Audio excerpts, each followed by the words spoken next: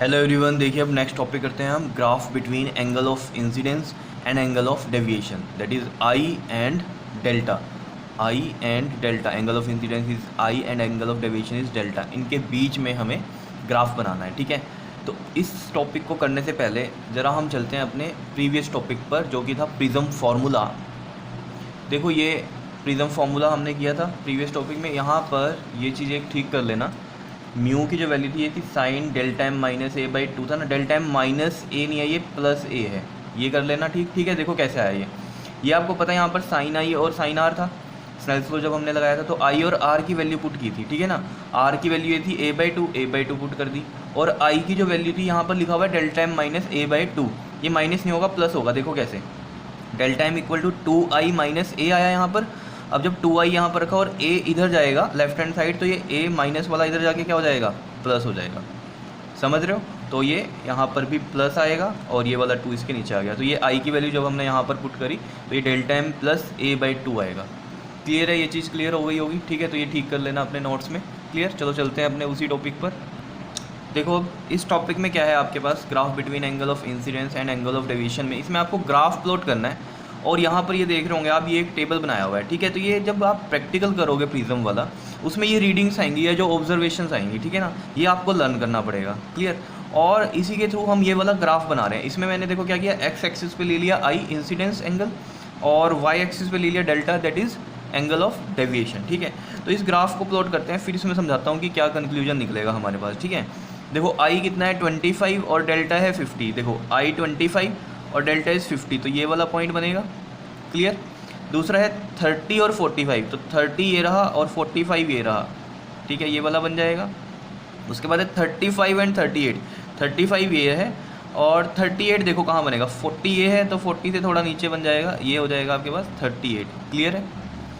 फिर है आपके पास 40, तो 40 पे 37 है, 40 पे 37। देखो 40 ये रहा और 37, 38 ये था, तो ऑब्वियस ही बात है यहाँ पर कहीं होगा, ये थोड़ा सा नीचे कर देंगे अगर हम, ठीक है। तो ये बन गया आपके पास क्या, 40 पर 37, ठीक है, ये प्लॉट कर दिया। फिर है 45 पर 40, ये रहा 45 और इस पर 40, तो ये देखो ये बन जाएगा यहाँ पर, ठीक है, ये बन गया 45 पर 40, और समझ रहे हो ना ये चीज़ें, ठीक है। और 50 पर 50 ये रहा इंसिडेंस एंगल, और डेल्टा भी 50, तो ये यहाँ पर कहीं बनेगा इस तरीके से। समझ रहे हो? ठीक है।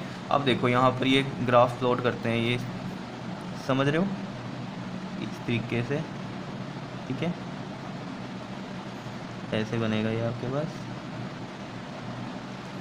और ये वाला फिर ये ऐसा चला गया आपके पास। क्लियर? इस तरीके से ये ग्राफ बन रहा है। अब इसमें हम क्या कंक्लूड क्या कर रहे हैं इसमें, आप यहाँ पर अगर देख रहे हो कि इंसिडेंस एंगल इंक्रीज़ हो रहा है, देख लो इंसिडेंस एंगल तो इंक्रीज़ होता जा रहा है, लेकिन ये जो डेल्टा है ये पहले क्या हुआ है, डिक्रीज़, और फिर एक वैल्यू के बाद क्या हुआ है, इंक्रीज़ हुआ है, ठीक है। समझ रहे हो ये बात?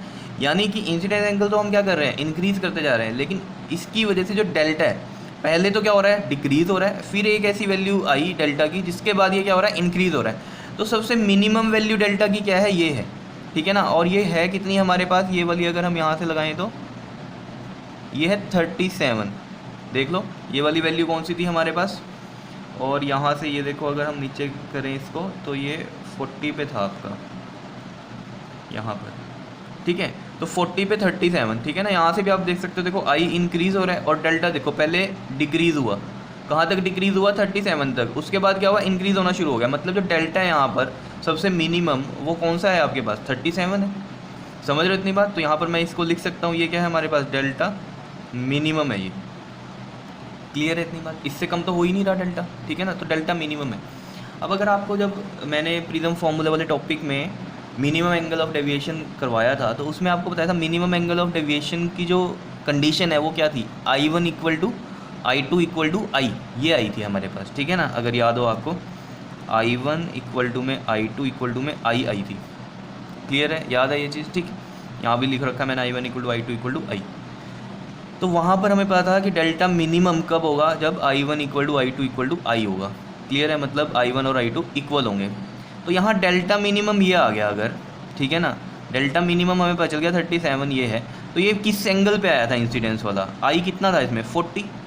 क्लियर है इतनी बात। तो यानी कि ये जो 40 आया है आपके पास, ये जो I है ये I1 है और इक्वल है किसके, I2 के, मतलब I1 और I2 यहाँ पर क्या हो रहे हैं 40 ही होंगे।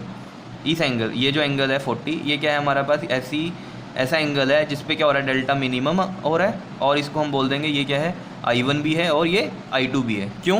क्योंकि हमने ये पता है कि डेल्टा मिनिमम की जो कंडीशन होती है I1 equal to I2 equal to I। तो यहाँ से डेल्टा मिनिमम हमें पता चल ही रहा है ग्राफ में कि सबसे मिनिमम ये है। तो यानी कि इस पे जो इंसिडेंस एंगल है यही क्या है हमारा I1 है और यही क्या है I2 है। क्या इतनी बात क्लियर है या नहीं है बता दो।